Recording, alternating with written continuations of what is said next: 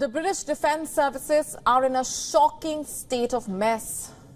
Imagine you are part of the largest NATO exercises to take place since the Cold War, but your flagship carrier has to be pulled out at the last minute due to a propeller issue. Well, that is what happened with the Royal Navy's warship, HMS Queen Elizabeth. The misfortune cost the ship dearly, by the way. It was cancelled from participating in the NATO war games.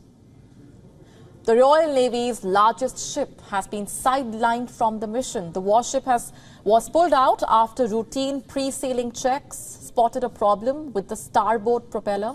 The 65,000-ton warship was replaced by another aircraft carrier, the HMS Prince of Wales. HMS Queen Elizabeth was supposed to take part in exercise Steadfast Defender. As I mentioned earlier, it is the largest NATO exercise since the Cold War. Now, 4 of the British Royal Navy's smallest ships are preparing to head to Norway's Arctic coast in order to take part in the NATO drills. They are the HMS Biter, HMS Blazer, HMS Exploit, HMS Trumpeter. These 4 vessels are called plastic patrol craft. They normally patrol coastlines. They can carry a crew of only 5 in each. They are tiny at just over 20 meters long. During the deployment, these 4 vessels will have to face temperatures averaging -6 degrees Celsius. It can drop to around -30 degrees Celsius in the high north when they sail above the 70th parallel. An embarrassing turn of events for the Royal Navy, to say the least. Despite its standing as the UK Navy's flagship, HMS Queen Elizabeth has suffered multiple mishaps. In the year 2019, a mechanical issue left the warship without propulsion for days, and then it was flooded. Yes, the warship had to anchor off the Britannia Royal Navy College for 24 hours to undergo repairs. And then in 2021, one of the vessel's F-35B fighters crashed in the Mediterranean. The aircraft carrier is touted as capable of carrying 60 aircraft. It is the largest ever built in the UK. HMS Queen Elizabeth was supposed to serve as the maritime centerpiece of the upcoming NATO drills. It was to lead a carrier strike group of 8 ships in the war games. In the year 2024, the Royal British Navy is merely a shadow of its former self. It has become a relic of the past. The UK was once the world's greatest naval power, and now the Royal Navy is plagued by aging fleet and a dramatically shrunken fleet. The reason this is embarrassing is because it shows the dissonance between Britain's military ambitions and what it can do. They do not seem to align anymore.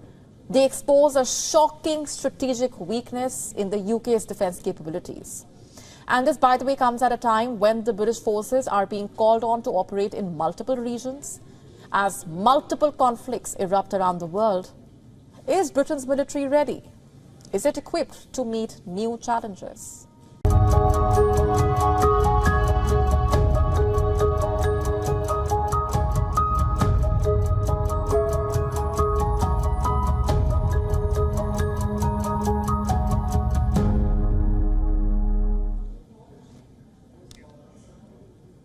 Here's another question I want you to think about. Is cancer the great equalizer? I ask that because this killer disease affects kings and the poor alike.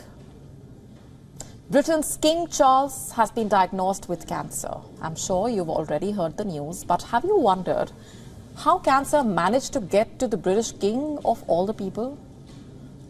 You know, we are often told about things to do and not to do in order to avoid cancer. Maintain a healthy BMI, avoid preservative-laden food, eat fruits, vegetables, don't smoke, exercise regularly, get hepatitis B shots. If you are a woman, get HPV shots, avoid breathing polluted air, don't overexpose yourself to the sun, drink alcohol in moderation if you must, get screened regularly. And here you have a king who is likely to have done it all, if not most things right. Charles was born into a royal family. He had staffers to ensure he eats organic, a medical team to regularly screen his health. And yet, At 75, King Charles is diagnosed with cancer. What gives? Is there no right way to prevent cancer? Is there too little information on what cancer King Charles has or how it was discovered? The British Prime Minister Rishi Sunak has told a news outlet that Charles's cancer was quote-unquote caught early. The Buckingham Palace said that one of the reasons the monarch decided to share his diagnosis was to quote-unquote assist public understanding for all those around the world who are affected by cancer. Cancer is the second leading cause of death globally. It accounts for 1 in 6 deaths globally. This is as per the World Health Organization. About 1 in 5 people develop cancer in their lifetime. About 1 in 9 men die from cancer, as do about 1 in 12 women. This disease is as grave as it can get. It is universal and unsparing. Here's a question now. Why isn't there a cure for cancer? You know, we've reached Mars. We are peering into early universe. We are talking AI. Yet somehow, even today, we cannot prevent cancer. When diagnosed early, the cancer is treated, but doctors cannot guarantee that there will not be a relapse, that the cancer will not come back. And why is that? We have found a vaccine for smallpox, a jab for COVID in a year. So why is it so difficult to find a cure for this disease? Why is it beyond the grasp of human science? Let's just understand what cancer is. Here's how the World Health Organization defines it.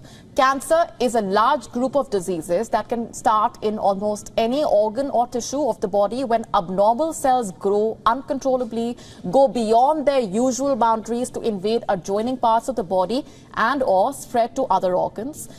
The latter process is called metastasizing and is a major cause of death from cancer. A neoplasm and malignant tumor are other common names for cancer. Back to the question of cancer cure.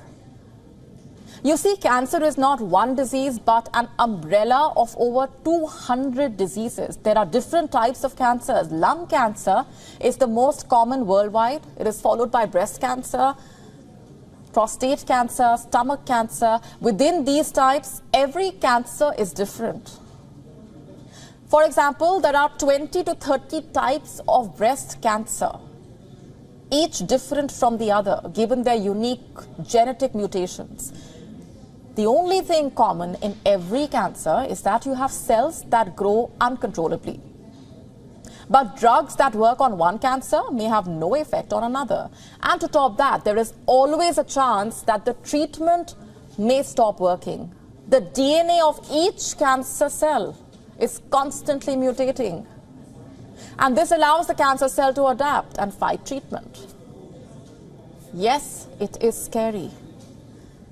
In the year 2022, there were 20 million new cases. 9.7 million people died of cancer that year.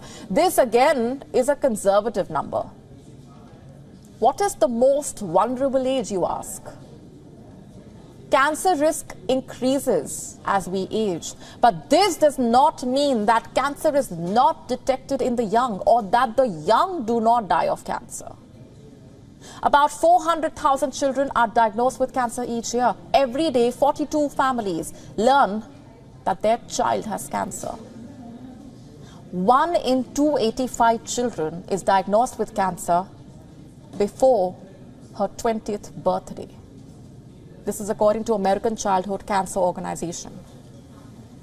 Today, more and more women in their 30s are being diagnosed with breast cancer and ovarian cancer. America's National Cancer Institute reporting that cervical cancer is the most often diagnosed in women between the ages of 35 and 44. And who is the most vulnerable to cancer?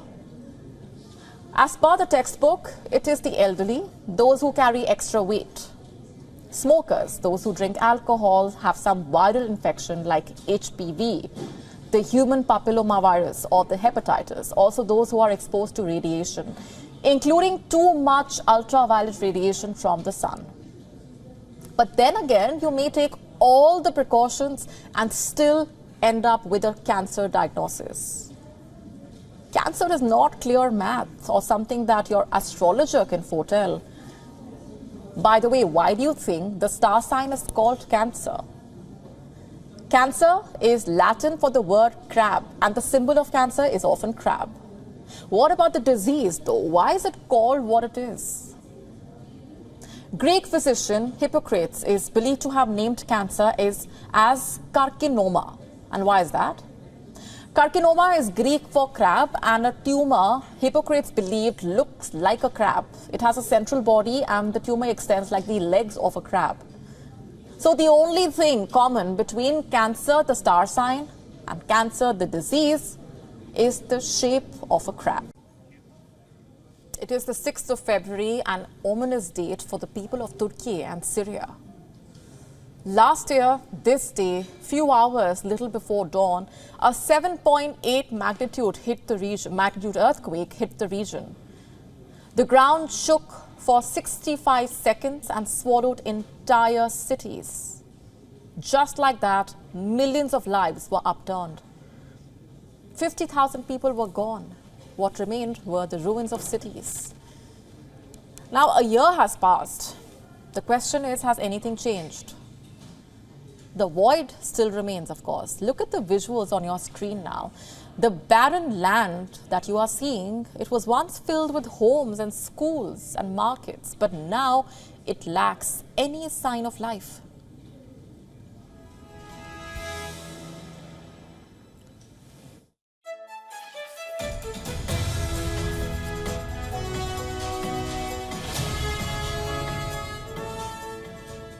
More than 850,000 buildings crumbled in the earthquake and its aftershocks. How many have been rebuilt? It's a question that the people of Turkey are also asking. At the time, Erdogan promised 319,000 homes by February 2024. Well, the deadline is here. What has Erdogan delivered? Fewer than 20,000 homes. What has become a common sight in Turkey are these container cities.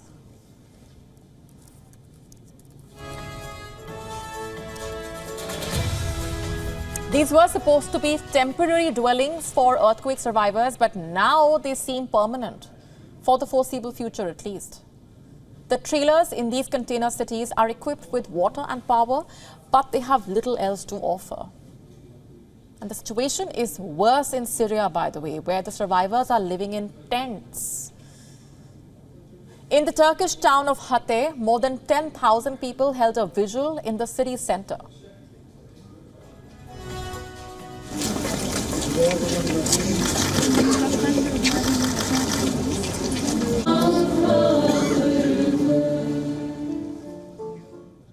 Others, seething with anger, protested against the government for the negligence in the aftermath. We did not see any good from the health ministry. They forgot about us. They left us. Everyone was fighting for their lives here. They left people for dead. They left them for dead. Thousands of people died here. Where were they? Why did they leave Hatay like this? Why did they forget about us? That's what I cannot understand. This anger is only fair. A year has gone by, but people have not been able to rebuild their lives. Hundreds of thousands still remain displaced. As many as 140 people are missing. Some have still not given up the hope of finding their loved ones. We waited for 21 days until the last piece of debris were removed. When no results came out of that, I thought maybe we had missed him somehow, and maybe someone had picked him up and taken him to the hospital, because it was like a doomsday. Everything was like a mayhem, and it was not clear who was doing what or where. We started searching for hospitals all over Turkey. We went from city to city and asked hospitals. Maybe they had taken my brother, and if he died there, they had buried him. But we couldn't get any results from that either.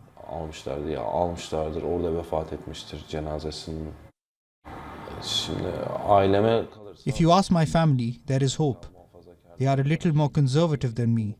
They think that they can still come back with hopes and prayers. but I think his body was most likely removed along with the debris.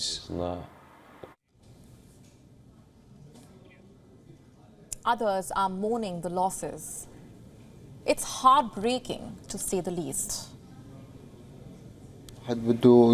My daughter Basira passed away. I was patient. God gave me patience. After that, my son Mohsin asked me, "Did my sister die?"